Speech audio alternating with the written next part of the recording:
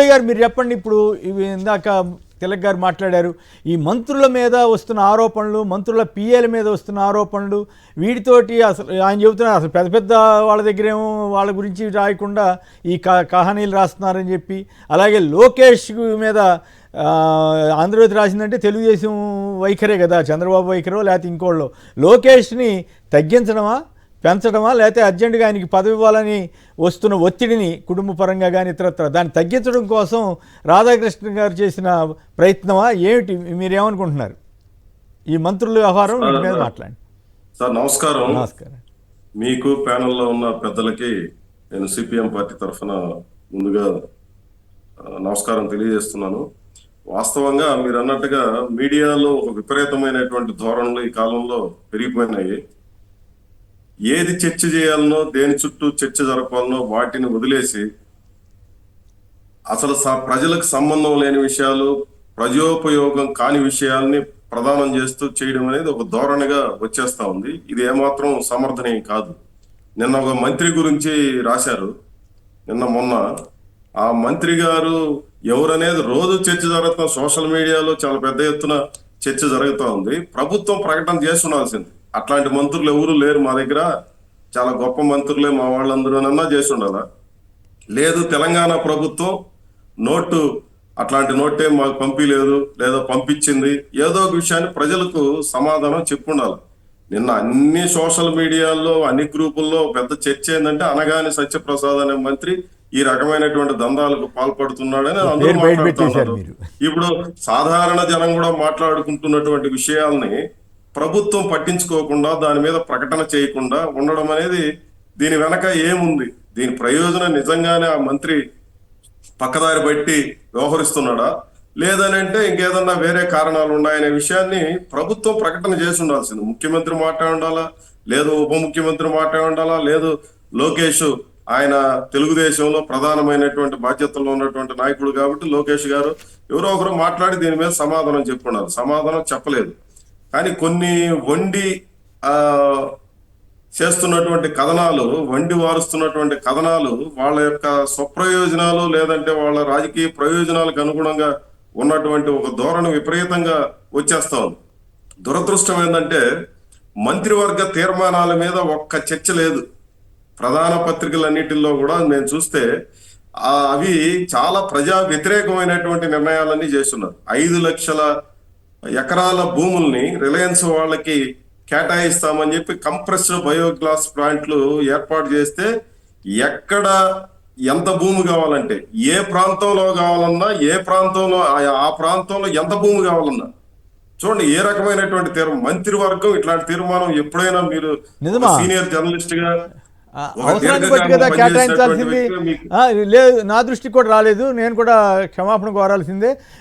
అవసరాన్ని బట్టి కదా ఇవ్వాల్సింది, ఆయా యూనిట్ అవసరాలను బట్టి కదా. అట్లా కాకుండా ఏకమొత్తంగా అనౌన్స్ చేశారా? ఏకమొత్తంగా అనౌన్స్ చేశారు. ఎంత అన్యాయం అంటే ఆ తీర్మానం చూస్తే ఆ రిలయన్స్ వాళ్ళు ఎక్కడ కోరితే అక్కడ, ఎంత కోరితే అంత తీర్మానం, అది మళ్ళీ ఒకసారి మీరు వెరిఫై చేయండి. ఎంత కోరితే అంత, ఎక్కడ అడిగితే అక్కడ 5 లక్షల ఎకరాల భూముల్ని మేము కేటాయిస్తామనే తీర్మానం గతంలో ఏ ప్రభుత్వం అయినా, ఏ మంత్రివర్గం అయినా ఈ రకమైనటువంటి తీర్మానం చేసిందనేది నేను ప్రశ్నిస్తున్నాను. రెండవది అంటే అంబానీలకైతే ఈ రకంగా వండి వారుస్తారు, మీరు ఏం కావాలంటే ఆ తీర్మానాలు మీరు చేస్తారు. వాలంటీర్లకి ఎన్నికలకు ముందేమని చెప్పారు, ఇప్పుడే వీడియో చూసాం.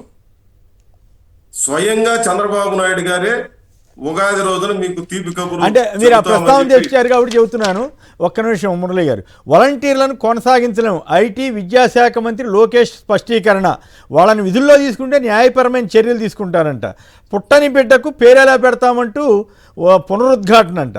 వాలంటీర్ల వేతనాలు 10,000 పెంచుతామని ఎన్నికల ముందు చంద్రబాబు హామీ ఇస్తే ఇప్పుడు అసలు వాలంటీర్లు ఎక్కడున్నారని ధైర్యంగా అడుగుతున్నారు. పవన్ కళ్యాణ్ అడిగారు, ఇప్పుడు లోకేష్ అడుగుతున్నారు. మరి వీళ్ళెవరు అసలు ఏమాత్రం వాళ్ళకి ఆత్మ అంటూ ఏముండదంటారా? ఈ రకంగా మాట్లాడగల తర్వాత విద్యా వ్యవస్థలో మార్పులు తీసుకొస్తారంట. ఓ పక్కేమో తల్లికి వందనం ఎగవేసి నిన్న జగన్ గారు కూడా స్టేట్మెంట్ ఇచ్చారు కదా, ఆ పరిస్థితి. ఇక జందాని లాంటి పారిశ్రామికవేత్తలను భయపెట్టిన వీళ్ళు జగన్ ఉంటే భయపడతారని చెప్పి ఇంకా ప్రచారం చేస్తున్నారు. అదొక యాంగిల్. తర్వాత ఇంకొక అంశం మీద కూడా మనం చర్చలోకి వెళ్లాల్సి ఉంటుంది, తర్వాత చెప్తాను.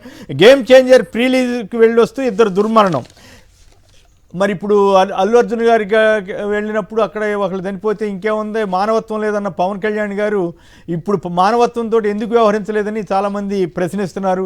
ఆయన కానీ ఆయన రామ్ చరణ్ తేజ కానీ ఇతరులు కానీ సినీ రంగానికి రాజకీయ రంగులు అద్దం అని కూడా చెప్తున్నాడు. అట్లాగే హీరోలను రప్పించము మేము వైసీపీ మాదిరిని కథలు చెప్తున్నాడు పవన్ కళ్యాణ్ గారు. మరి మొన్న రేవంత్ రెడ్డి గారి దగ్గరికి వెళ్ళింది ఎవరు? హీరో నాగార్జున హీరో కాదా? నిర్మాతలు వెళితే పర్వాలేదా?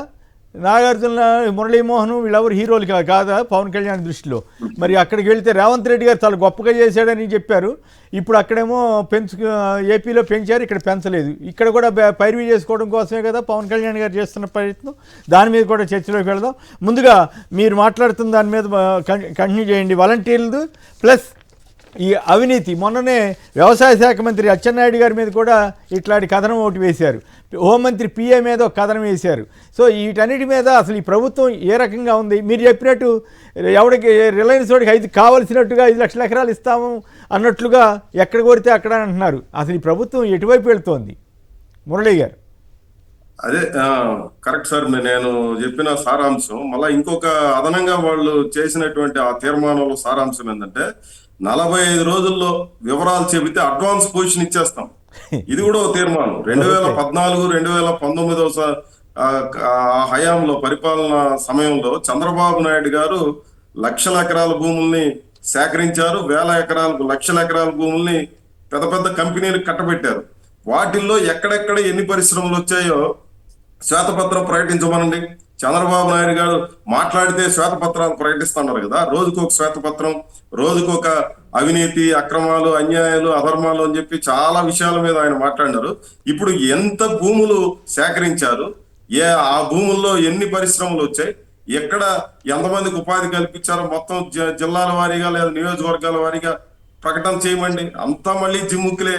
గతానికి ప్రస్తుతానికి ఏ మార్పు లేదు. చంద్రబాబు నాయుడు గారు జిమ్ముక్కులు చేయడంలో, మోసం చేయడంలో, లేదంటే ఆయన ఈ హంగామా కార్యక్రమాలన్నీ చేసే దాంట్లో ఏమాత్రం మార్పు లేదనే విషయాన్ని గమనించాలి. దురదృష్టం ఏంటంటే ఎన్నికలకు ముందు వాలంటీర్లను కొనసాగిస్తామని పదే పదే చెప్పారు. ఇప్పుడు పూర్తిగా రివర్స్ లో 4 మడత పెట్టి మాట్లాడతామని అంటారే, పూర్తి రివర్స్ లో అసలు వాలంటీర్లను ఎట్లా తీసుకుంటాం? న్యాయపరమైన సమస్యలు వస్తాయని ఎన్నికలకు ముందు తెలుదా? ఇప్పుడు న్యాయపరమైనటువంటి సమస్యలు వస్తాయని చెప్పి మాట్లాడతారా? దానికి ఏమైనా అర్థం పర్థం ఉందా? 4.5 లక్షల మంది జీవితాలని మీరు ఒక్కసారి వీధుల్లోకి తోయేసి వాళ్ళకి ఏమైనా 10,000 రూపాయలు ఇస్తామని మీరు చెప్పారు. వేరే ఎవరు చెప్పలే కదా. అధికారంలోకి వస్తే 10,000 రూపాయలు ఇస్తాం, ఆ వ్యవస్థను కొనసాగిస్తామని చెప్పి మీరు చెప్పారు. దానికి పూర్తి రివర్స్ లో మీరే మాట్లాడుతూ ఉన్నారు. ఇట్లాంటిది చర్చ లేకపోవడం దురదృష్టకరం. ఏందనంటే కనీసం వాలంటీర్లు నిరసన తెలియజేయడానికి కూడా ఎక్కడా పోలీసులు అనుమతి ఇవ్వడం లేదు. మేము మొన్న కలెక్టరేట్ దగ్గర నిరసన తెలియజేయడానికి పర్మిషన్ అడిగితే పర్మిషన్ ఇవ్వాల. రకరకాల పోరాటాలు మేము చేస్తూ ఉంటాం. వాళ్ళు ఎవరిని అడుగు పెట్టడానికి వీల్లేదని చెప్పి ఆటంకాలు కల్పిస్తున్నారు. వాళ్ళేం మనుషులు కాదా? వాళ్ళకి నిరసన తెలియజేసే హక్కు కూడా లేదు అని అంటే దానికి ఏమర్థం ఉంది? మీరంతా అంత మునుపు ఎన్నికలకు ముందర అంత అన్యాయము, అధర్మము, ఎక్కడ చూసినా ఏ మాత్రం విలువలు లేకుండా శాంతి భద్రతలు లేదా మమ్మల్ని గృహ నిర్బంధాలు చేస్తానని మేమన్నీ కూడా అవన్నీ అనిపించాం. మీరే చెప్పారు పదే పదే. ఈరోజు ఆఖరికి నిరసన తెలియజేయడానికి కూడా వీలైనట్టు పరిస్థితులు కల్పించడం అంటే దానికి ఏం అర్థం ఉంటుంది అనేది ప్రధానమైన సమస్య. పోలవరం నిర్వాసితుల గురించి ఈ రోజు కూడా రాశారు. దీంట్లో ఎంత ఇది ఉందంటే అదే మీడియాలో వచ్చిన ఎంత పొరపాటు ధోరణులు ఈ అంత తీవ్రంగా పనిచేస్తున్నాయంటే, జగన్మోహన్ రెడ్డి గారి ప్రభుత్వం 10 లక్షల రూపాయలు ఇస్తాము అని చెప్పి తీర్మానం చేసింది. ఇంప్లిమెంట్ కాలేదు. ఒక ప్రభుత్వం తీర్మానం చేసింది. కానీ 2014-2019 సమయంలో చంద్రబాబు నాయుడు గారి ప్రభుత్వం 6.88 లక్షలు ఒక్కొక్కరికి ఇస్తామంటే దగ్గర దగ్గర 7 లక్షల రూపాయలు ఇస్తామన్నారు. ఆ తర్వాత ప్రభుత్వం 10 లక్షలు ఇస్తామని చెప్పి తీర్మానం చేసింది. అంటే ప్రభుత్వం నిర్ణయం చేస్తే దాన్ని అమలు చేయరా? ఇప్పుడు ఏం చేస్తున్నారు? పాత ప్యాకేజీని అందరికీ వేస్తున్నారు. పోలవరం నిర్వాసితులకి 6.8 లక్షలు 6,88,000 రూపాయలు ఒక్కొక్కరు అకౌంట్లో వేస్తున్నారు. గిరిజనులకైతే ఒక రకంగా, మైదాన ప్రాంతాల్లో ఉండే వాళ్ళకైతే ఇంకొక రకంగా చేస్తున్నారు. ఇవి కాదు మేము చేసినటువంటి సిపిఎం పార్టీ చేసినటువంటి పోరాట ఫలితంగా Right. ఆ రోజున ఉన్నటువంటి మంత్రి రాంబాబు గారు, జగన్మోహన్ రెడ్డి గారు ప్రకటన చేశారు. అది ఇప్పుడు ఇంప్లిమెంట్ చేసే పరిస్థితి కూడా కనబడకపోవడమే చాలా అన్యాయమైనటువంటిది. విద్యారంగంలో ధోరణుల గురించి ఇప్పుడే మీరు చెప్పారు. ఈ కాలంలో 2 లక్షల మంది బడికి దూరమైనారు. తల్లికి వందనం కారణం అంటామా, లేదా ఇతరత్ర అనేక సమస్యలు దీని వెనక ఉన్నాయి. కానీ 2021-22లో 45 లక్షల మంది ఉన్నటువంటి విద్యార్థులు ఈ విద్యా సంవత్సరం దగ్గరికి వచ్చేటప్పటికి 38 లక్షలకి పడిపోయింది. అంటే దాదాపు 7 లక్షల మంది ప్రభుత్వ బడులకి దూరం అయిపోయినటువంటి పరిస్థితి. మొత్తం ప్రైవేటు రాజ్యం కొనసాగుతోంది. మేము విద్యారంగంలో చాలా పెద్ద పెద్ద సంస్కరణలు చేస్తాము, ఎటు బ్రహ్మాండమైనటువంటి మార్పులు తెస్తామని చెప్పి పదే పదే చెప్పారు. ఈ రోజు చూస్తే 7 లక్షల మంది దూరం అయిపోయినారు. 100 మంది ఆడపిల్లల్లో 40 మంది బళ్ళకు దూరం అవుతున్నటువంటి పరిస్థితి. వీటన్నిటి మీద చర్చ ఉండదా? Right. ఈ రోజు మీడియా వీటిని ప్రధాన అంశాలుగా చేసి చర్చనీయాంశం చేయకపోతే ఏ రకమైనటువంటి ఇది ఉంటుంది? Right. రేపటి నుంచి పెంచిన విద్యుత్ ఛార్జీల మీద ఎలక్ట్రిసిటీ రెగ్యులేటరీ కమిషన్ విచారణ ఉంది. ఓకే, దీని మళ్ళీ మీద మళ్ళీ ఒక మాట్లాడదాం, వారం వాటన్నిటి మీద మళ్ళీ మాట్లాడదాం. శివశంకర్ కూడా మాట్లాడిన తర్వాత మళ్ళీ మాట్లాడదాం.